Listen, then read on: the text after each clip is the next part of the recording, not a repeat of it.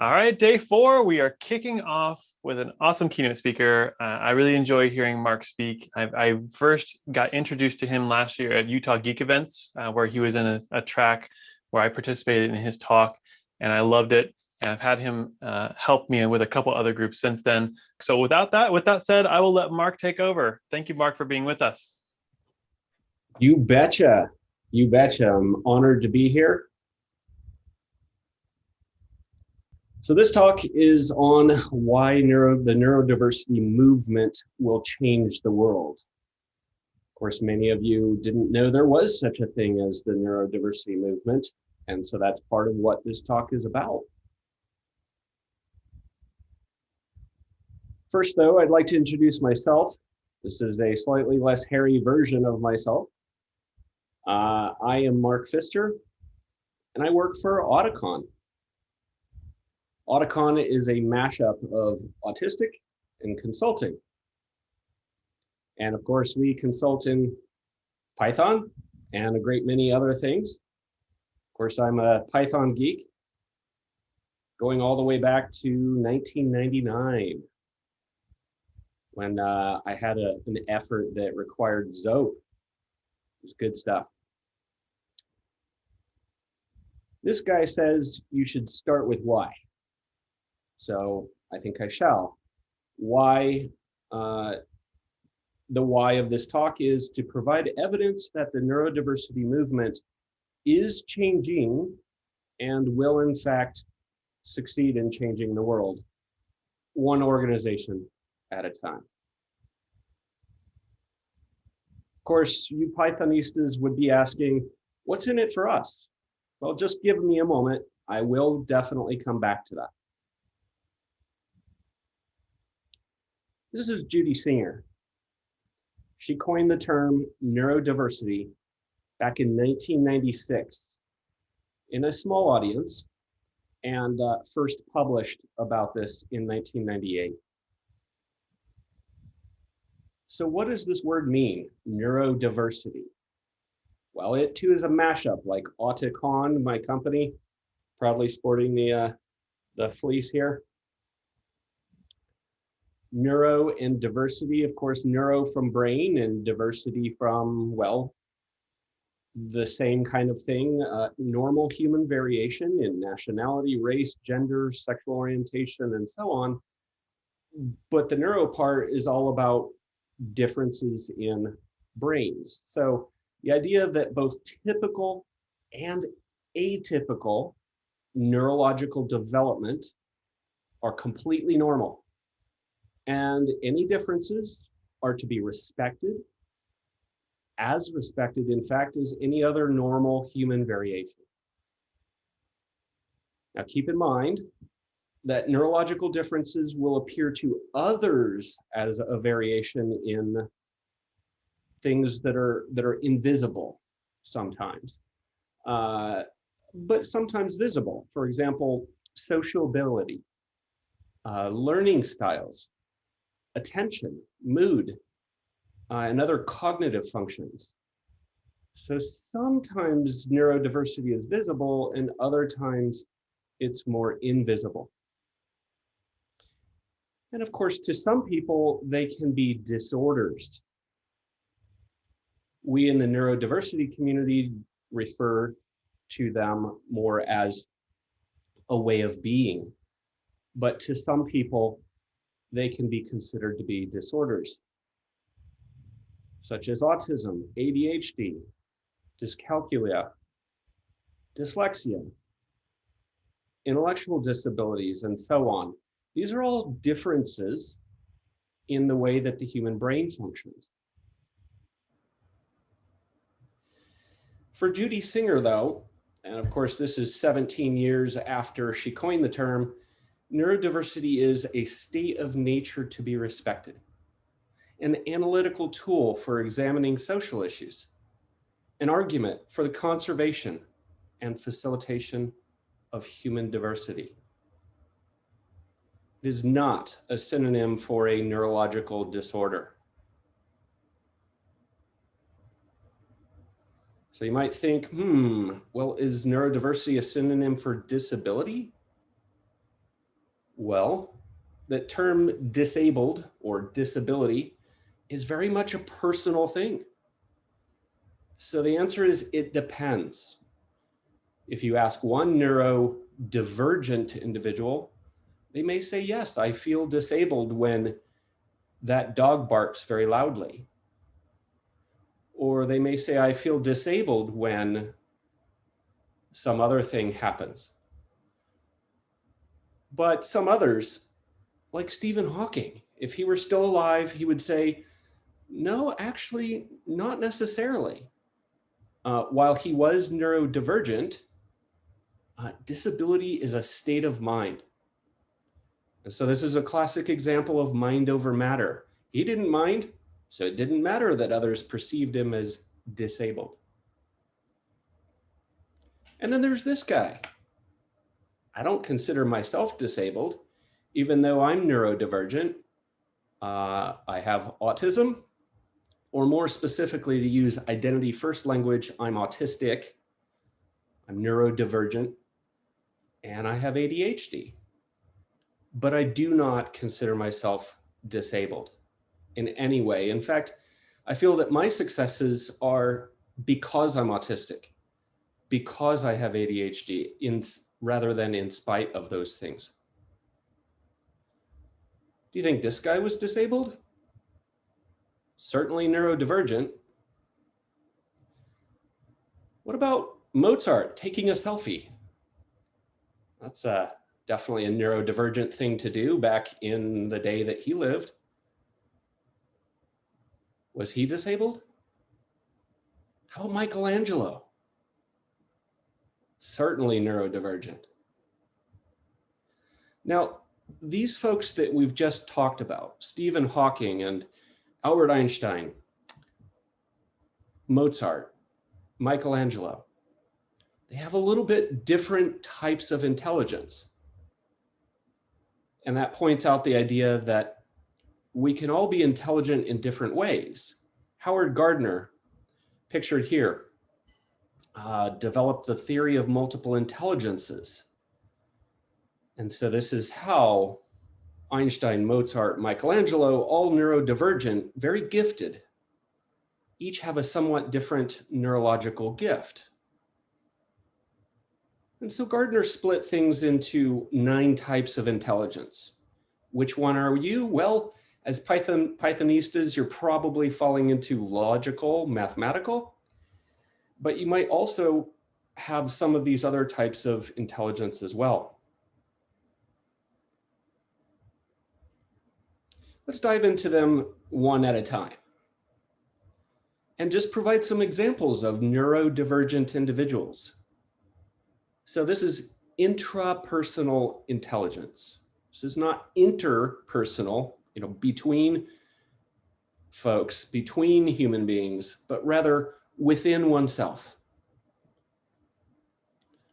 Socrates had to have been neurodivergent. Of course, there was no official diagnosis or identity back then, but all of the websites that I found said, yeah, Aristotle, Socrates would fall into that category. A modern day example would be J.K. Rowling. What about spatial intelligence? You have, of course, Michelangelo, but you also have Stephen Wiltshire. Now, this isn't necessarily a household name, but he was diagnosed with autism at age 3. He's now famous for producing highly detailed scenes after just a brief glance at those scenes. A true savant. What about naturalistic intelligence? Benjamin Banneker and Chris Packham, a more modern day example. Musical intelligence? Well, of course, there's Mozart, but there's also a more modern Lady Hawk, who's a singer, songwriter, and instrumentalist. Existential intelligence. There's the world famous Carl Sagan, billions and billions of stars. And there's also Greta Thunberg, a youngster who describes the planet as being in an existential crisis. She is, in fact, on the spectrum. Interpersonal intelligence. The neurodivergence of Thomas Jefferson, who is documented in several places as being most likely autistic as well as having ADHD.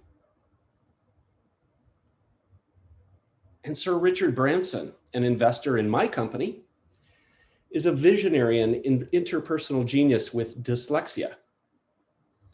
He was a school dropout at age 15, but he went on to become a world-renowned entrepreneur, author, and philanthropist. In fact, in an interview called How Dyslexia Made Me, Branson stated, "I suspect I would have ended up having a much more conventional life, but because I was dyslexic, I thought there was no way I could do that." And that turned out to be a huge advantage.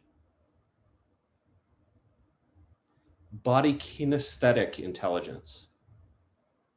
There's Magic Johnson, who said, "Diversity is a business necessity." And that's not just because of color. He's dyslexic. What about modern day sports? Michael Phelps, perhaps the most medaled, gold medaled, in fact, Olympian in history, is neurodivergent. And linguistic intelligence. I think we'd all say Emily Dickinson had the gift, but so did Benjamin Franklin. And last but not least, we have logical mathematical intelligence. Some examples there, of course, Albert Einstein, but also many of we Pythonistas, like me. What about the very creator of Python? The former benevolent dictator for life, Guido van Rossum. Could he perhaps be neurodivergent as well? You bet. And there in yellow at the bottom, you'll see where he admits that. Now, I first started with the idea that this is actually a movement. And so let me give you a super brief timeline. Back in '93, an essay, a famous essay, at least within the neurodiversity space, Don't Mourn for Us, kind of kicked things off, changing the tone from autism being something very negative, a disorder, to being a positive light. Judy Singer coined neurodiversity. Her friend, Harvey Bloom, first used neurodiversity in print just before she did. In fact, he published an article on that.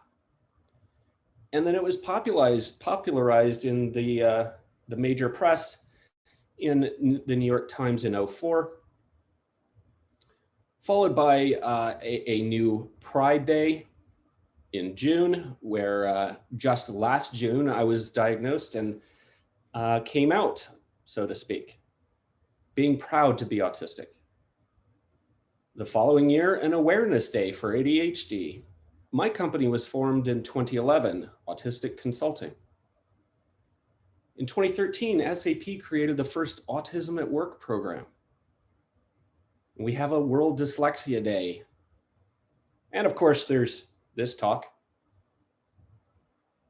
Now, I'm going to finally get back to the earlier question. What's in it for us? Well, you too can join the movement, but first you need to know what the benefits are of joining the movement. So 6 months into a pilot program, referred to here, the results were dramatic. So at JP Morgan Chase, they found the benefits to be compared to peers. The Autism at Work employees were 48% faster and as much as 92% more productive. So if you're a logical, mathematical sort of intelligent brain, you'd say, well, okay, 92% more productive, but what about the average? Well, I found a stat for that as well. In fact, Siemens, who is our customer, found that our consultants were 50% more productive than their regular employees within the second week of their start date. Other benefits, revenue realization. This is via invention, innovation. Invention and innovation cannot happen if all of our brains are exactly the same, if we all think identically. You really need different neuro perspectives. Say, perhaps I've coined a new word, neuro perspectives. I like that. Cash flow. We talked earlier about things getting done faster. That preserves cash. What about hard problems? Maybe even unsolvable problems. I live to solve unsolvable problems. I don't know about you. But these get solved due to great attention to detail and novel approaches. Finding needles in a haystack can be done with certain neurological strengths, such as an undying ability to focus for long periods of time. In fact, one time I focused for 39 hours to solve a production problem at PayPal. And it was a huge thrill after 39 hours of finding nothing but hay. And then finally, there was the needle. Now, there's another benefit as well, and this one's for leadership. So any of you who consider yourself a leader, I hope you all do, making the jump to true diversity, equity, and inclusion is about reducing judgmentalism, increasing understanding,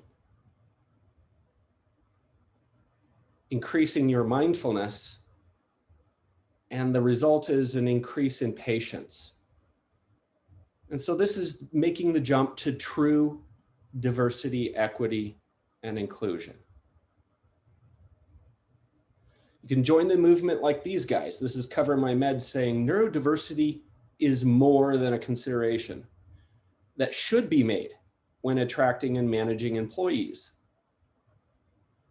Unlocking the potential of individuals on the spectrum results in innovative teams fueled by shared and divergent experiences and a willingness to embrace and seek different.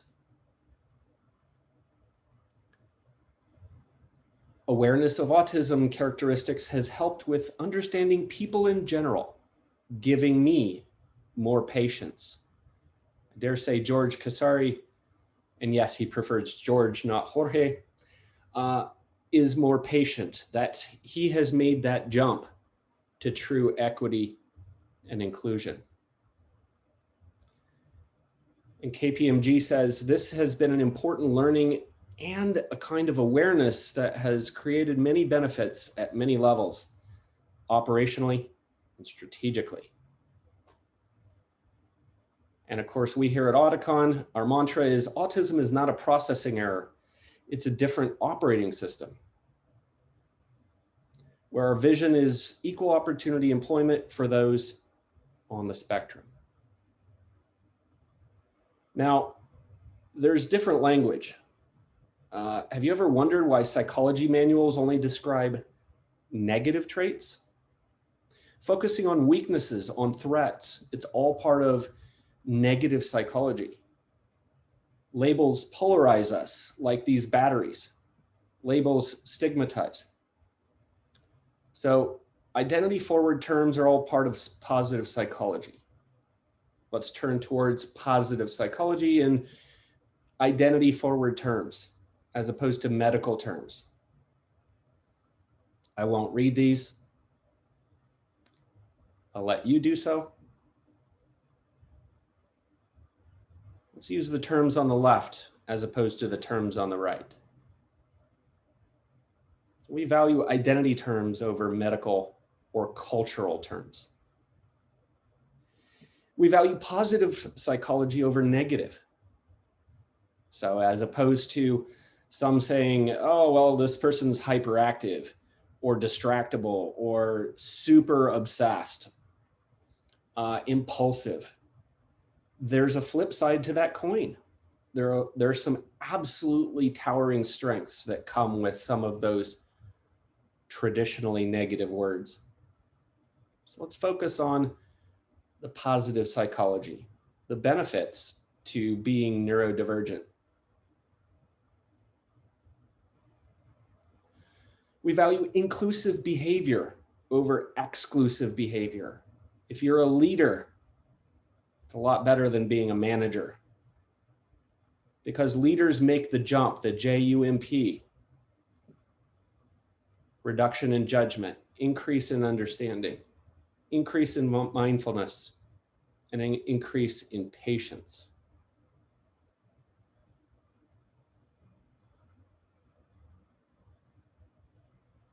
We value inclusive practices over exclusive. Now this slide is super important, so I'm going to actually dive in just a little bit. When you interview, we'll talk about that in a sec. When you interview folks, use objective decisioning, not from the gut decisioning. So prefer to chat with people as opposed to interview. More on that in a moment. Prefer flexible scheduling for work as opposed to being online all of the time. Have a wellness program as opposed to considering personal problems to be personal, and that's their problem. And remember to accommodate folks, because not everyone thinks and acts like you.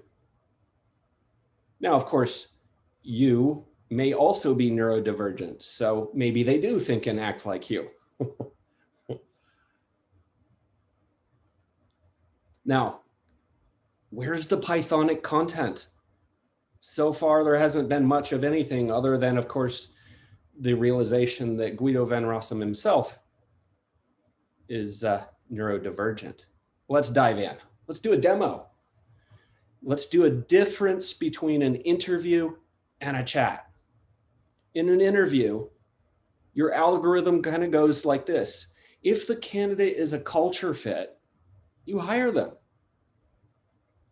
Else, you do not hire them. So when you run this interview, there at the bottom of this demo, hello, candidate. Do not hire them. Why? It's because the candidate is not a culture fit. Okay, this is a little bit tongue-in-cheek, of course. I'm cheating with the Python. But the point here is that don't interview for culture fit, because this person who appears before you may have, I don't know, a social anxiety and may be quite quiet and may not answer your questions exactly how you expect them to. So this is one of the reasons that interviews are not preferred and chats are. And so what does a chat look like? Well, hello, candidate. If the candidate is in that set of those that pass the non-social tests, where an interview is a social test, a chat is not. A chat is a get to know them. What are their likes and dislikes? What work environments work for them and what don't? And so on. This is a chance to get to know the real human. This is not a chance to test their social skills. And so, if the candidate is in the set of those that pass the non-social tests, some separate assessments, then hire them. Else, don't. Now, a few closing words. Let's get back to why the neurodiversity movement will change the world. I didn't exactly prove that, did I? Well, the answer is because you and I are going to work together. We're going to make this happen. We will change the world. To do so is to advocate for greater neurodiversity, greater equity, greater inclusion. And the final thing I'll leave you with, please call us. No, actually, call me at this number. Call now, just wait, no. Or you could text me. This is actually my cell phone number. If you're autistic, we're hired. And of course, we can be hired. We can be included in your organization to help your leadership make the jump to true equity and inclusion. We can also help you get stuff done in architecture, dev, quality, automation, data, DevOps. Just wait, there's more, there's Salesforce. Okay, that sounds very salesy. And I'll jump over, I'll finish up here and jump over to the face-to-face. Appreciate your time.